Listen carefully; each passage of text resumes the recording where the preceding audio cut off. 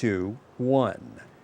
Welcome back, everybody. This Week in America on the Blue Funk Broadcasting Radio Network. Great to have you with us on the program. As mentioned, our website, thisweekinamerica.us. And our guest on the program tonight is KerriYarsley. She's the author of the book, a fascinating book, The Instruction Manual for Kids, Parents Edition. You can log on to our website, get information on Kerri's book. Her website is Instruction Manual for, and it's the number 4 kids.com. We'll give that to you throughout the program. Kerri, welcome to This Week in America. Great to have you with us on the show. Thanks, Rick. It's great to be here. Well, I should, I guess, say This Week in America / Australia. We are international on the program this week. Kerri is in Australia, joining us on the program. I love the book. I love the title of the book. I mean, I go by a VCR and I'm getting an instruction manual. One of the biggest things we ever do in our lives is raise kids, and we're sort of on our own out there. Tell me about how you decided to write the book and come up with that name for the book, because I like it. Well, the name was pretty easy, actually, because if you, every time a new baby is born, someone usually says, well, good luck, because they don't come with an instruction manual. And I thought, well, maybe I can present one and you know, people can get what they can out of it. But yeah, effectively, I'd been working, because I'm a contract technical writer, and I'd been working at the local council offices I'd been there for nearly 4 years, and I got to know a lot of the people very well, and there seemed to be a period of time where a lot of babies were being born, either by the women who'd gone off on leave or by husbands or who I was working with. And I would often get into conversations with them, and it was just nice to be able to share with them some of my experiences from the last 2 decades or more, and help that feeling of helping them out was really good. So I thought, after a while, when my contract finished there, I thought, okay, you know, there's still a lot of people out there that are uncertain as parents. So I thought I'd throw all my ideas down into a book. And originally I was only going to do 100 pages. I thought I'll just make it a little one so people can, you know, just breeze through it. But whoops. Well, sort of with your 300. Yeah, and with your experience, and we'll talk a little bit about that. Then we'll get into some of the great advice you have in the book. But you had 4 children, and you decided, I am going to. You and your husband decided we're going to have 4 kids, and we're going to try to have them fairly close together, so they all grow up pretty much together, experiencing the same thing. And you wanted to do boy, girl, and it actually worked out that way. It happened, yeah, I know. I was very lucky that way.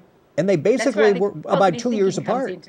Well, yeah, and they were about 2 years apart. So, I mean, there have been periods of time when you've had your hands full, especially when they're all in that baby stage, or toddler stage. That's right. And 4 teenagers, which you had at one point. They're 18 and 24 now. That had to be a handful, and you talk a lot in the book about teenagers and how to deal with them.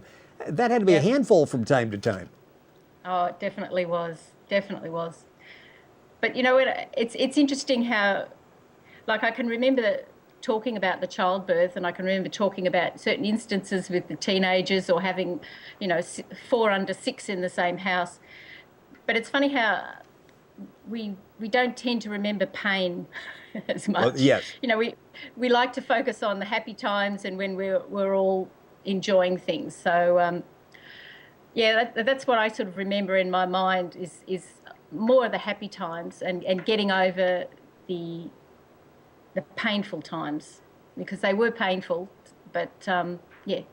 In the book you focus a lot. Once you've moved on from that, you don't know. Yeah, the joys, the challenges, and it's very honest. And you talk in the beginning, and we'll sort of lay the groundwork and then talk about that, because you go through chapters, different stages, and what you need to look out for, and some of your experiences going through that. You talk about 2 things. You talk about intuition and choices that work for you. And I find that interesting. I think so much with intuition, I don't think we listen to enough, do we? You talk, a lot of parenting is using intuition. Yep. I couldn't agree with you more. And I think, I don't know whether it's because of society's pressures on us these days, but we try and do the best we can. So we want to be coached on it, or we want to find as much information as we can, and we get into this stage where it's the paralysis by analysis phase, where there's just so much information and we think, what are we going to do? I don't know what to do. And there is an awful lot of stuff out there for parents. So in the end, you just have to go, stop.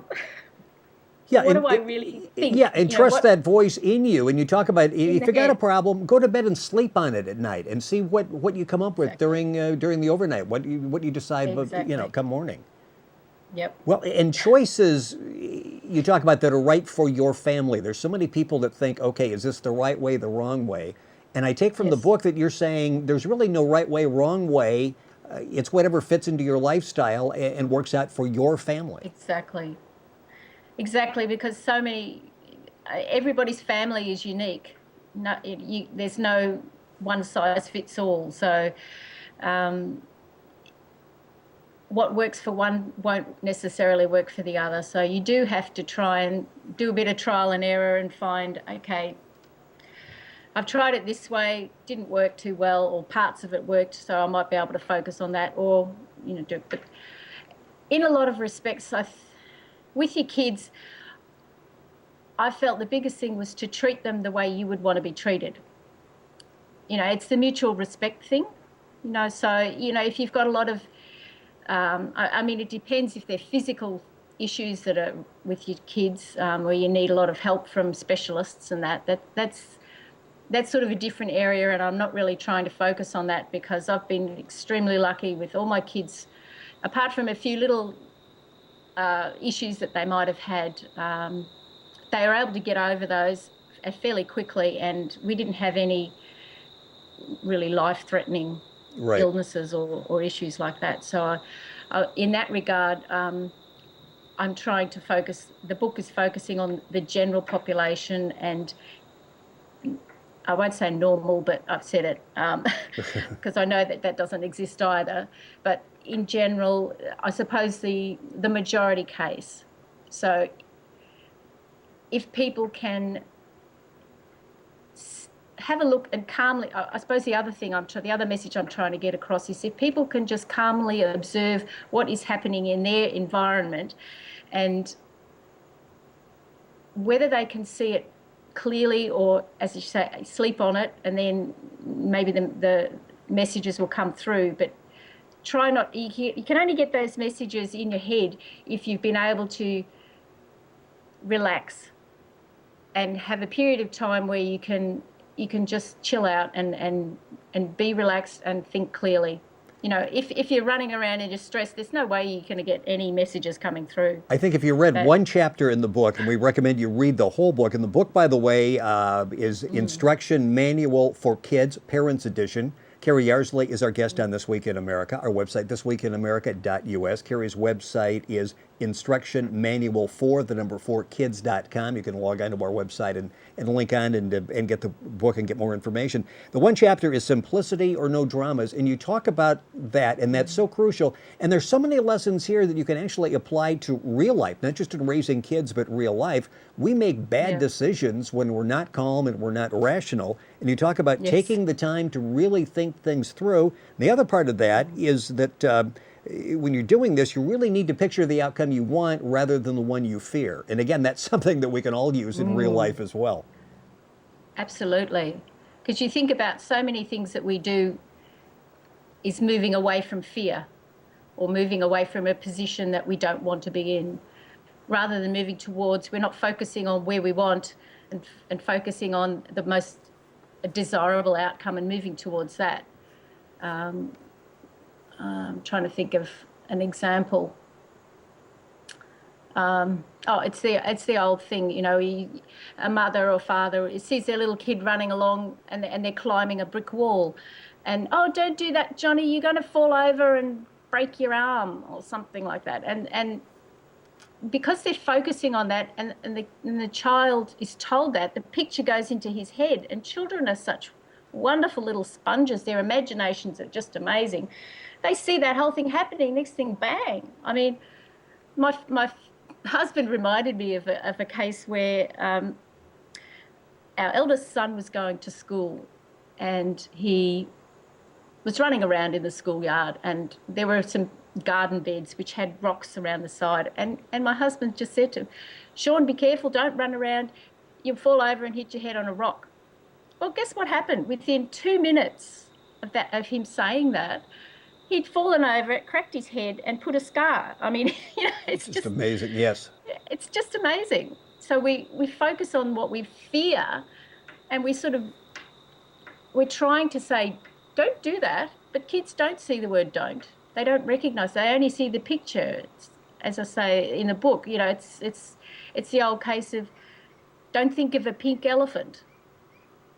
Yes. Yes. And all of a sudden there's a pink elephant in your head. So you can't, It's crazy. interesting as you're saying that. I'm having this flashback. I can remember the first time we went to a lake as a family, and my mother, who was scared to death of the water, saying, "Be careful, or you could drown." And all I can Yes. do is seeing myself underwater. And to this day, every time I get near the water, I actually have that image in my head. So it's so very true. That stays with you for so long. So many examples like that in the book. The book is the instruction manual for kids, Parents Edition, a little psychotherapy for me here. I appreciate that very much. We'll just bill it to Blue Cross when we get done, and you can go ahead and you can get your money out of it. I want to talk about teenagers, and it's I mentioned that before, sort of jokingly. But you had kids, a lot of kids, four that were teenagers at the same time. And Yes. you say, and you always struggle with that to give them a little bit of freedom. And you're saying one of the big things we have to overcome is we have to get rid of that desire to control. And that's Absolutely. difficult, isn't it? When you find that, whoops, maybe these are young adults now and they need to make some decisions on their own. Absolutely. But it sort of starts, they don't suddenly start as a teenager and then all of a sudden they can make right decisions. Right. The whole process starts back at preteen years and even maybe a bit earlier as toddlers, where they've got to start learning really basic things like, if I run along this gravel path, if I run too quickly, I might slip over, and they've got to understand that there are consequences to their actions.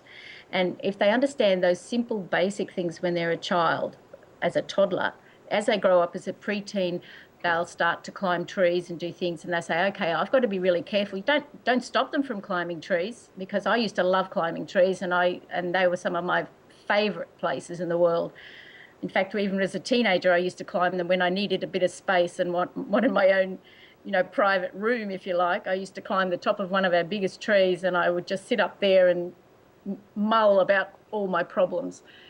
So if the kids have a space, if they learn to do these things and they recognise, okay, if I don't hold on to the branches tightly enough, I could fall off and do some damage. If they then, it's sort of it's an evolution, if you like, or an education as they're going through those years. By the time they hit their teenage years, they're already confident in doing the basic skills. They know a lot of things already.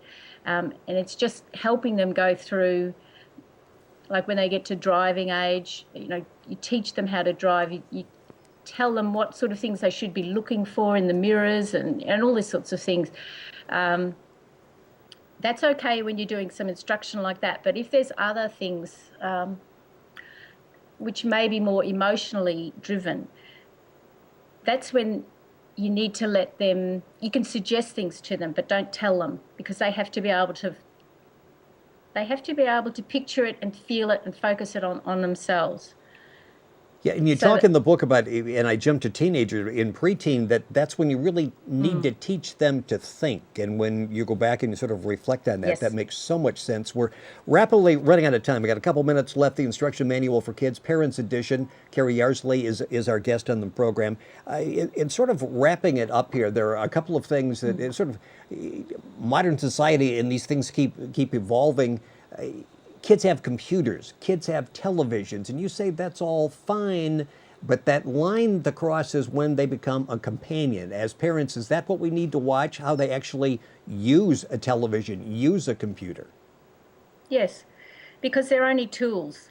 They're not the be all and end all. Yes, they are fantastic tools, and I've used computers for the last 20 odd years being in that environment. That was where my working environment as well.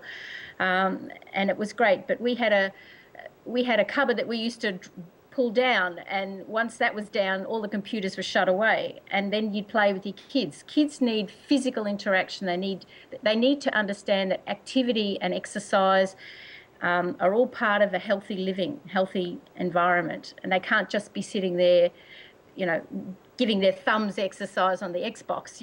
That's not, that is something, but it's got to be in a limited period of time. The other thing, and we'll leave people with this, is you talk in the book about spend time with the family, but when you're spending time with the family, be there completely. And you see that, and you catch yourself. Yes. I catch myself doing that. I caught myself as I'm there, but my mind is racing. Now you're checking your emails. You're doing all these things with your smartphone and everything. And you say you really need to be there. The kids know when you're there, when you're not there, mentally. Oh, they certainly do, especially when they're preteens, because they've recognised they're quite au fait in what's going on in the world. And if they know that you're talking to them and you've still got your iPhone in there or your smartphone and you're tapping away on something, and then yeah dear Johnny, and then they're tapping on, and then yes Johnny, and they know you're not really listening. Your focus is not on them.